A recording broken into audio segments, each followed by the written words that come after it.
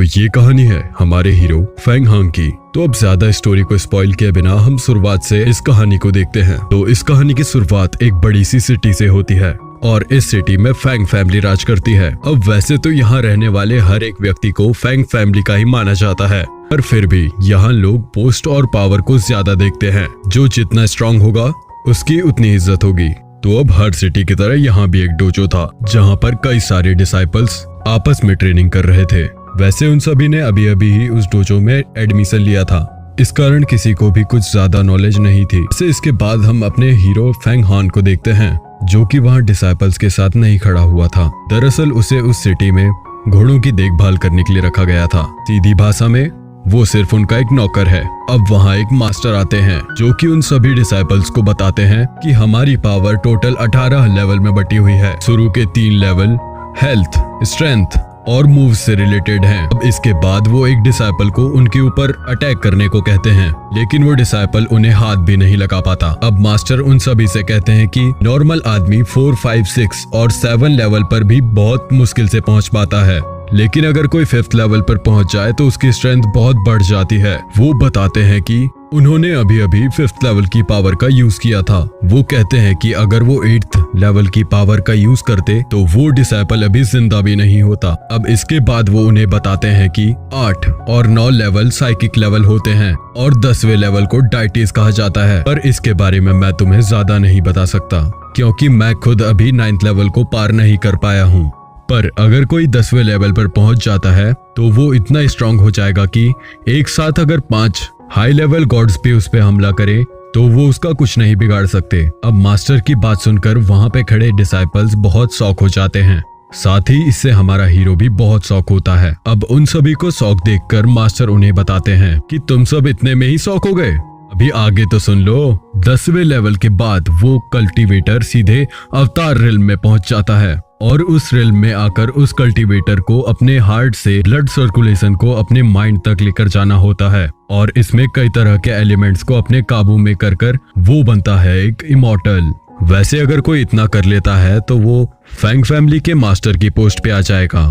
अब वो उन्हें यह बात बता ही रहे थे कि तभी वहाँ पर उस सिटी की प्रिंसेस आ जाती हैं जिनका नाम मिसेस फेंग किंगवे था। अब वो भी मास्टर की बातों को स्पॉट कर रही थी और सभी डिसाइपल्स को मेहनत करने के लिए मोटिवेट कर रही थी। पर अब उसके साथ आया एक मोटा सा आदमी उससे कहता है कि प्रिंसेस आपको शिकार के लिए भी जाना है तो चलिए, वरना आप डिनर के लिए लेट हो जाएंगी। उनकी बात सुनकर हमारा हीरो सोचता है कि मुझे तो किसी ने बताया ही नहीं कि प्रिंसेस शिकार पे जाने वाली है। मैंने अभी तक स्नोई को तो खाना दिया ही नहीं। और इतना कहकर वो वहाँ से भागता है। दरअसल स्नोई प्रिंसेस के घोड़े का नाम था और फेंग हांग घोड़े की देखभाल का काम ही करता है, लेकिन अब उसे किसी ने बताया ही नहीं था कि उसे घोड़े को तैयार रखना है। अब इसी वजह से प्रिंसेस उसे कोड़े मारने की सजा दे देती है, लेकिन जब उसे कोड़े पड़ रहे थे तब उसे अपने फादर की बात याद आ रही थी। दरअसल उसके फादर भी कभी फेंग फैमिली की गुलामी किया करते थे। वो फेंग हान को कहते थे कि बेटा ये बात हमेशा याद रखना कि कभी जरूरत पड़े तो भीख मांग लेना, लेकिन किसी की गुलामी मत करना। अब ये सोच कर उसे बहुत गुस्सा आने लगता है, लेकिन फिर भी वो कुछ नहीं कर सकता था। और फिर प्रिंसेस उसे सिल्वर स्टोन के कुछ टुकड़े दे देती है उसे इतना एंटरटेन करने के लिए, और फिर वो वहाँ से चली जाती है। अब कुछ समय बाद रात के टाइम पर हम एक आदमी को देखते हैं। वो बाय हाई चैन था। अब वो जंगल से भागते हुए जा रहा था क्योंकि डोजो में सभी डिसाइपल्स को पढ़ाने वाले मास्टर उसका पीछा कर रहे थे और उनके साथ कुछ सोल्जर्स भी थे। अब उन सभी ने उस आदमी को घेर लिया था। इसके बाद वो मास्टर उस आदमी से कहते हैं कि तुम्हारे पास जो पावर, एलेक्सर और ड्रैगन पेंटिंग है वो हमारे हवाले कर दो और हम इसके बदले तुम्हें जिंदा छोड़ देंगे। लेकिन अब वो आदमी उस मास्टर को साफ मना कर देता है, जिस वजह से उनमें फाइट स्टार्ट हो जाती है। अब वो आदमी ऑलरेडी 10th लेवल पर था, इसलिए वो मास्टर उन्हें हरा नहीं पा रहे थे। लेकिन फिर उसके बाद सीन चेंज होता है और अब हम हमारे हीरो मतलब कि फेंग हांग को देखते हैं जो कि अभी एक सी के किनारे फाइट की प्रैक्टिस कर रहा था। ये सब वही मूव्स थे जो उसने दूर से छुप छुप के देखे थे, पर अब हर मूव के साथ उसे वो कोड़ों का दर्द अपनी फादर की बात याद दिला रहा था। और फिर वो फैसला कर लेता है कि मैं इस तरह एक जगह ही जिंदगी नहीं काटूंगा, मैं भी इस दुनिया की सैर करूंगा। इसके बाद सीन फिर से बाय हाई चैन के पास आ जाता है जो कि अभी भी वहीं भाग रहा था, लेकिन फिर उसे फिर से फाइट स्टार्ट करनी पड़ती। जिसमें उसका जीतना पक्का था। पर तभी वहाँ प्रिंसेस फेंग जिंग सुई आ जाती हैं। अब मैं आपको बता दूं कि जिंग सुई ऑलरेडी अवतार रिल्म में पहुंच चुकी हैं, जिसकी वजह से उनकी सुपर नेचुरल पावर एक्टिवेट हो चुकी है। तो अब बाय हाईचैन उनसे फाइट करना तो दूर, इसके बारे में सोच भी नहीं सकता था। इसलिए अब वो मौका देखकर वहाँ से भाग जाता है। लेकिन जिंग सुई तो हवा में थी, वो उसे आराम से कैच कर लेती है। बाय हाईचैन आगे भाग भी नहीं सकता था, इसलिए जब जिंग सुई उसकी तरफ अटैक करती है तो वो उससे बच नहीं पाता, मगर अचानक से उसके ड्रेस से एक पेपर निकालता है और उसे कवर कर पानी में ले जाता है। जिंग सुई उसका पीछा नहीं कर सकती थी, इसलिए वो उसे जाने देती है। लेकिन वो सीधा उस जगह पे पहुंच जाता है जहाँ पे फेंग हांग प्रैक्टिस कर रहा था। तो अब जैसे ही उसका ध्यान बाय हाईचैन पे जाता है, वो तुरंत उसकी नस चोक करता है। पर हाईचैन ऑलरेडी मर चुका था, क्योंकि जिंग सुई के अटैक की वजह से उसे बहुत चोट आई थी। पर अब फेंग हांग इसमें कुछ नहीं कर सकता था, इसलिए वो उसे तानकर थोड़ा सामने लाता है। लेकिन तभी हाईचैन के पास से वो एलिक्सर बाहर गिर जाता है, जिसे देखकर पहले तो हमारा हीरो सोचता है कि उसे वो रख लेना चाहिए, लेकिन फिर उसे लगता है कि एक मरे हुए आदमी से चोरी करना तो डूब मरने जैसी बात होगी, इसलिए वो उसे वापस हाईचैन के कपड़ों में रख देता है। इस कारण तुरंत ही वो फिर से जिंदा हो जाता है। पर गलती से वो फेंग हांग को गलत समझ लेता है। उसे लगता है कि फेंग हांग उससे वो एलिक्सर चुरा रहा था, लेकिन फिर वो फेंग हांग की बॉडी पर कोड़ों के निशान देखता है और समझ जाता है कि ये फेंग फैमिली की ही करतूत है। पर अब हाईचैन के पास ज्यादा टाइम नहीं था, इसलिए वो अपने एलिक्सर को फेंग हांग के हार्ट में सेट कर देता है। साथ ही उसे वो ड्रैगन पेंटिंग भी दे देता है और कहता है कि तुम्हें मेरी मौत का बदला फेंग जिंग सुई से लेना होगा।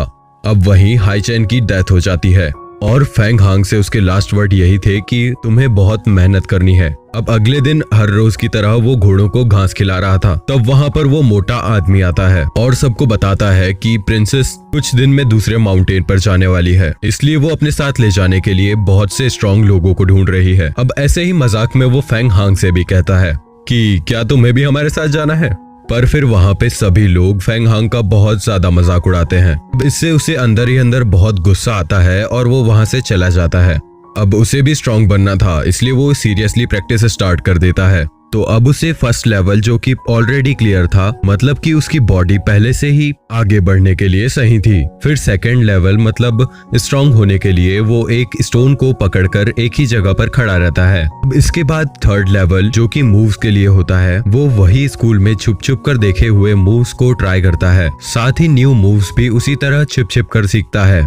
अब फिफ्थ लेवल की बारी आती है जो कि था बैलेंस। अब वो स्पीड के साथ बैलेंस करने का ट्राई करता है, लेकिन इसके कारण वो अपना मजाक भी उड़वा लेता है। पर वो रुकने कहाँ वाला था, धीरे धीरे वो फोर्थ लेवल को भी हासिल कर लेता है। अब इसके बाद फिफ्थ लेवल में उसे अपनी स्ट्रेंथ को बहुत ही ज्यादा स्ट्रॉन्ग करना होगा और वक्त के साथ वो उसे भी हासिल कर लेता है। अब इससे वो बहुत खुश था क्योंकि उसने 1 महीने में 5 लेवल हासिल कर लिए थे। अब अगले दिन एक बार फिर उसकी किस्मत उसका साथ देती है, क्योंकि जब आधी रात को वो अपने घोड़े को अपनी ट्रेनिंग की कहानी सुना रहा था, तभी वहाँ पर उस जगह पे काम करने वाले लोग आ जाते हैं जो कि फेंग हांग को परेशान करने के मूड में थे। अब वो उससे कहने लगता है कि तुम रात को घोड़े चोरी करते हो ना। पर फेंग हांग उन्हें बहुत समझाता है कि नहीं, ऐसा नहीं है। अब वहाँ वो मोटा आदमी भी आ गया था और वो भी वही बात मान लेता है कि फेंग हांग जरूर चोरी करने ही आया था। लेकिन फिर फेंग हांग उन लोगों को अपनी ताकत का एक नमूना दिखाता है।